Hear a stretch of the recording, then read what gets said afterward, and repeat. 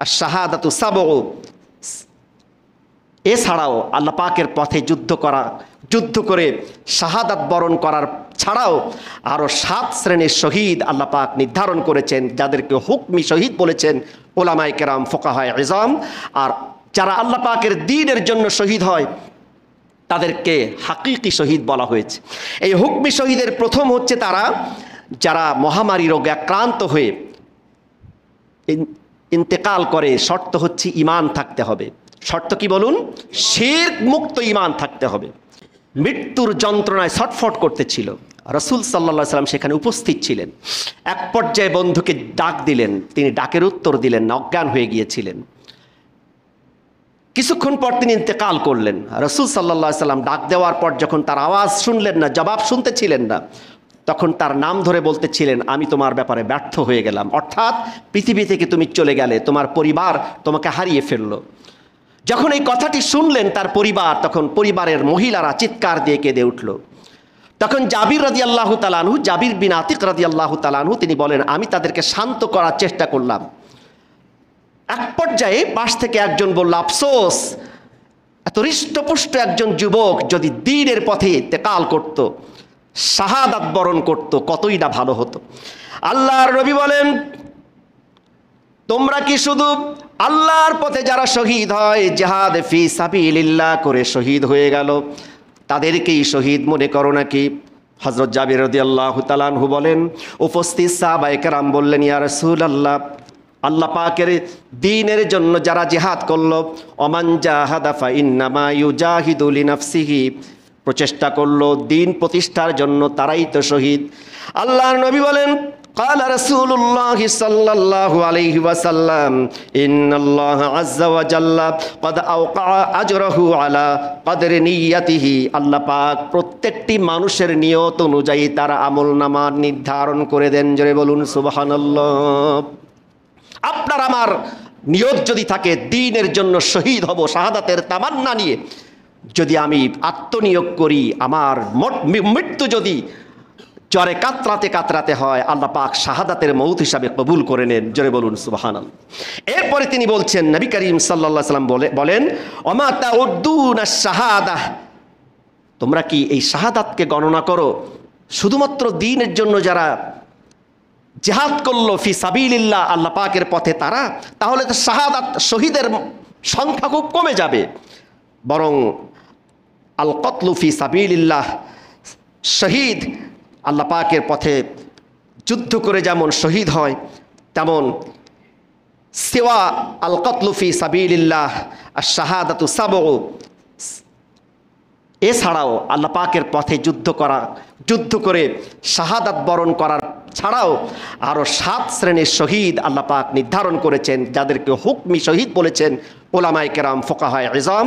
আর যারা আল্লাহ পাকের দ্বীনের জন্য শহীদ হয় তাদেরকে হাকিকি শহীদ বলা হয়েছে। এই হুকমি শহীদের প্রথম হচ্ছে তারা যারা মহামারী রোগে আক্রান্ত হয়ে ইন্তেকাল করে। শর্ত হচ্ছে ঈমান থাকতে হবে। শর্ত কি বলুন? শিরক মুক্ত ঈমান থাকতে হবে। বেঈমানের নামের পূর্বে, নাস্তিকের নামের পূর্বে শহীদ শব্দটি যোগ করা মানে শহীদ শব্দটিকে অবমাননা করা হয়। নাম্বার 2, দ্বিতীয় শহীদ হচ্ছে আল গারকু শহীদ, যারা পানিতে ডুবে যায় ঈমানের সাথে, যারা জীবন পরিচালনা করে এবং পানিতে ডুবে যায়, তাদেরকে রাসূল করিম সাল্লাল্লাহু আলাইহি ওয়াসাল্লাম শহীদ হিসাবে পরিগণিত করেছেন। ওয়া সাহিবু জাতিল জামবি, এবং পক্ষাঘাতগ্রস্ত হয়ে যারা সাহিবু জাতিল জামবি, পক্ষাঘাতগ্রস্ত হয়ে যারা ইন্তেকাল করে তারাও শহীদ। ওয়াল মাবতুনা শহীদ, পেটের পীড়ায় ডায়রিয়া আক্রান্ত হয়ে এবং পেটের পীড়ায় আক্রান্ত হয়ে যারা ইন্তেকাল করেছে তারাও শহীদ পেটের রোগের কারণে। এরপরে বলা হচ্ছে সাহিবুল হারিকি শহীদ, যারা অগ্নির মধ্যে আগুনে প্রজ্বলিত হয়ে জীবন উৎসর্গ করলো, তারা যদি ইমানদার হয় আল্লাহ পাক তাদের সবাইকে শাহাদাতের মউত হিসাবে কবুল করে নেন। জোরে বলুন সুবহানাল্লাহ। সম্মানিত উপস্থিতি, হৃদয় বিদারক ঘটনা আমরা দেখলাম। আল্লাহ পাক যেন আমাদেরকে পূর্ণ তাওবা করে এবং তার আযাবের শাস্তি ভয় করে বেশি বেশি করে ইস্তেগফার করার তৌফিক দান করেন। সকলে বলি আমিন।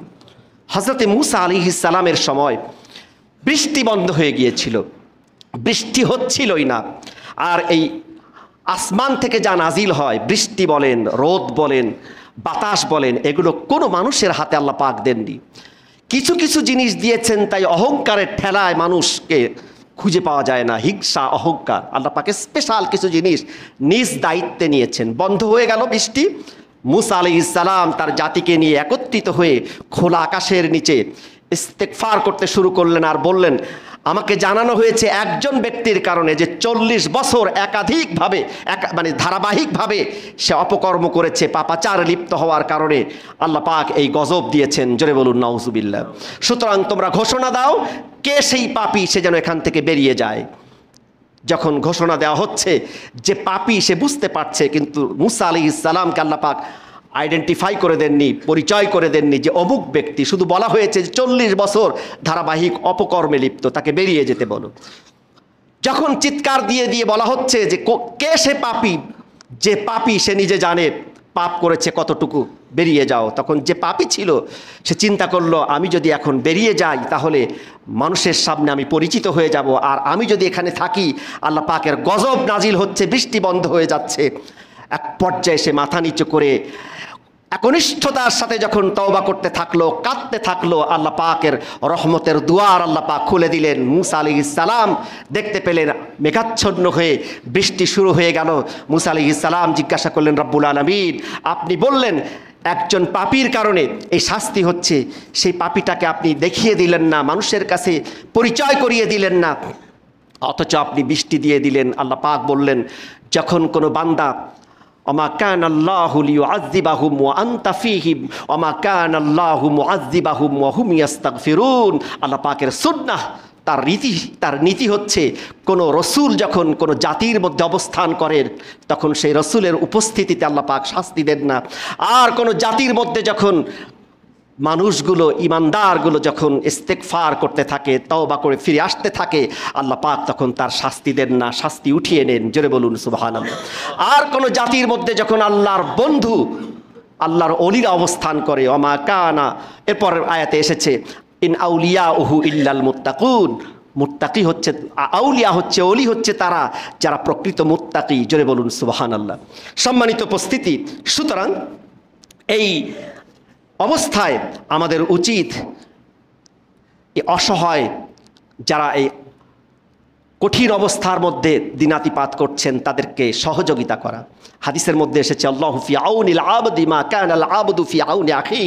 আল্লাহ পাক তার বান্দা যখন অপর কোনো বান্দাকে সাহায্য করতে থাকে, তখন আল্লাহ পাকের সাহায্য ওই সাহায্যকারীর উপরে অবারিত ধারায় বর্ষিত হতে থাকে। জোরে বলুন সুবহানাল্লাহ। সুতরাং এদেরকে খোঁজ খবর নিতে হবে। এদের ব্যাপারে সবচেয়ে বড় যে কাজ সেটা হচ্ছে দোয়া করতে হবে। গভীর রাতের বেলায় চোখের পানি ছেড়ে দিয়ে, এই বিপদ যদি আমাদের উপরে আসতো কি অবস্থা হতো, আমরা কেউ জানি না এই বিপদ আমাদের উপরে আসবে কিনা, কেউ জানি না। সুতরাং সব সময় প্রস্তুতি নিয়ে থাকতে হবে, ইমানের দৌলতটা যেন আমাদের থেকে হারিয়ে না যায়। জোরে বলি আমিন। সম্মানিত উপস্থিতি, এরপরে ওয়াল্লাযীনা ইয়ামুতুনা তাহতাল হাদামি, যারা পাহাড় অথবা যে কোনো দেয়ালের নিচে চাপা পড়ে মৃত্যুবরণ করে, সর্বশেষ বলা হয়েছে আল মারআতু তামুতু বিজামি'i শাহীদ। গর্ভধারণকারী রমণী প্রসব বেদনা অথবা প্রসবকালীন সময়ে কষ্টের সাথে যারা ইন্তেকাল করে, সন্তান জন্ম দিতে গিয়ে আল্লাহ পাক তাদের মর্যাদা দিয়েছেন শহীদের মর্যাদা। জোরে বলুন সুবহানাল্লাহ। এজন্য আল্লাহ রাব্বুল আলামিন কোরআনে কারীমের মধ্যে বলেছেন, ووصينا الإنسان بوالديه إحسانا حملته أمه كرها ووضعته كرها وحمله وفصاله 30 شهرا حتى إذا بلغ أشده وبلغ 40 سنة قال رب أوزعني أن أشكر نعمتك التي أنعمت علي وعلى والدي وأن أعمل صالحا ترضاه وأصلح لي في ذريتي إني تبت إليك وإني من المسلمين। আল্লাহ পাক বলেন ওয়াসাইনাল ইনসানা, আমি মানুষকে ওসিয়ত করেছি, উপদেশ দিয়েছি, বিওয়ালিদাইহি ইহসানা, তার মা বাবা উভয়ের প্রতি যেন সে সদাচরণ করে। হামালাতুহু উম্মুহু কুরহান, তার মা তাকে বড় কষ্টের সাথে গর্ভধারণ করেছে, পিতার চাইতে মা 3 গুণ বেশি কষ্ট করেন। ওয়া হামলুহু ওয়া ফিসালুহু 30 শাহরা, এই সন্তানটিকে বিচ্ছিন্ন হতে, ফেসল হতে, কাট অফ হতে মায়ের থেকে 30 মাস লেগে যায়। গর্ভধারণ, দুধ পান করানো, ছোট অবস্থায় ম্যাথরের মতো সন্তানের পেশাব পায়খানা ধোয়ানো, সব কিছু মিলে আল্লাহ পাক বলেছেন 30 শাহরা, 30টি মাস সন্তানের পেছনে মা সময় ব্যয় করেন। এমনকি 30 মাস পরেও এই সন্তান যেন সম্পদ রূপে গঠন করা যায়, সন্তানের ব্যাগ বহন করে মা স্কুলে দিয়ে আসেন, এই সন্তানটি যেন সম্পদ হয়ে যায়। পিতামাতার কত চেষ্টা থাকে, আল্লাহ পাক সে কথাগুলো বলতে ভুলে যাননি। আল্লাহ পাক এর পরে বলছেন হাত্তা ইদা বালাগা আশুদ্দাহু ওয়া বালাগা 40 সানাতান, এমন সন্তান তুমি দিয়ে যাবে যে সন্তানটি যখন যৌবনে পদার্পণ করবে, 40 বছর বয়সে যখন সে পৌঁছে যাবে, 40 সানাতান, তখন সে সন্তান যদি নেককার হয়, দিনদার হয়, যদি সে পরহেজগার হয়, প্রকৃত সন্তানে যদি রূপান্তরিত হতে পারে, যদি সে প্রকৃত সম্পদ হিসাবে পরিগণিত হয়ে যায়, তখন সে বলে রব্বি আউজি'নি, হে আমার প্রতিপালক আমাকে তৌফিক দান করেন, আমাকে তৌফিক দেন, আয়া রব্বি অফিকনি, আমাকে তৌফিক দান করেন, আউজি'নি আন আশকুরা নি'মাতাকাল্লাতি, এ পর্যন্ত আপনার যে নিয়ামত আমি প্রাপ্ত হয়েছি, সেই শৈশবকাল থেকে নিয়ে আপনি আমাকে প্রতিপালন করেছেন, আমার মা বাবার দ্বারা, আমার পরিবারের দ্বারা আমাকে লালন পালন করিয়েছেন, শৈশব থেকে কৈশোর, কৈশোর থেকে তারুণ্য, তারুণ্য থেকে যৌবন, যৌবন থেকে এই 40 বছর বয়সে আমি পরিণত হয়েছি। 40 সানাতান ক্বালা রব্বি আউজি'নি আন আশকুরা নি'মাতাকাল্লাতি, হে আমার প্রতিপালক আপনার এই নিয়ামতের শুকরিয়া যেন আমি আদায় করতে পারি, তৌফিক দান করে দিন। সকলে বলি আমিন। আনআমতা আলাইয়া, যে নিয়ামত আপনি আমাকে দিয়েছেন, ওয়া আলা ওয়ালিদাইয়া, আমার পিতামাতার উপরে নিয়ামত দিয়েছেন, তা না হলে তো আমার পিতামাতা আমাকে এ পর্যন্ত আনতে পারতেন না। কত চমৎকার কথা আল্লাহ পাক শিখিয়েছেন। সূরাতুল আহকাফ 15 নম্বর আয়াতের মধ্যে আল্লাহ পাক বলেছেন ওয়া না'মাল সালিহান তারদা, অতএব আপনি আমাকে দান করুন আমি যেন এমন নেক কাজ করতে পারি, এমন সৎকর্ম করে যেতে পারি, সামাজিক কল্যাণমূলক কাজ করে যেতে পারি, যে কাজগুলো দেখে আপনি সন্তুষ্ট হয়ে যান। ওয়া আনা আমালা সালিহান তারদাহু ওয়া আসলিহ লি ফি যুররিয়াতি, আর আমার পরবর্তী জেনারেশনকে আপনি নেককার দিনদার বানিয়ে দিন। সকলে বলি আমিন। পূর্ব জেনারেশন এবং পরবর্তী জেনারেশনকে একটা যোগসূত্র করে আল্লাহ পাক দোয়া শিখিয়েছেন, ওয়া আন আমালা সালিহান তারদাহু ওয়া আসলিহ লি ফি যুররিয়াতি ইন্নী তুবতু ইলাইকা, নিশ্চয়ই আমাকে আপনার দরবারে ফিরে যেতে হবে। তাবা ইয়াতুবা মানে প্রত্যাবর্তন, আমি আপনার দিকে প্রত্যাবর্তন করেছি।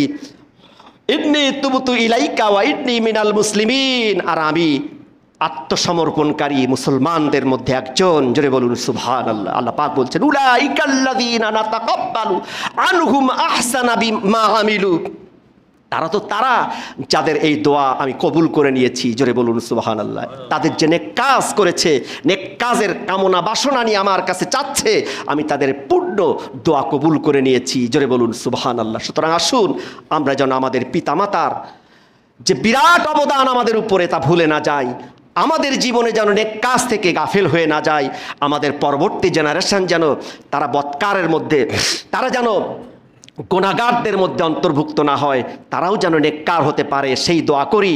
হারানো সন্তানদের জন্য যেন আমরা দোয়া করতে পারি, সর্বাবস্থায় যেন সবর ইখতিয়ার করতে পারি। আল্লাহ পাক আমাকে সহ সবাইকে তার তৌফিক দান করুন। সকলে বলি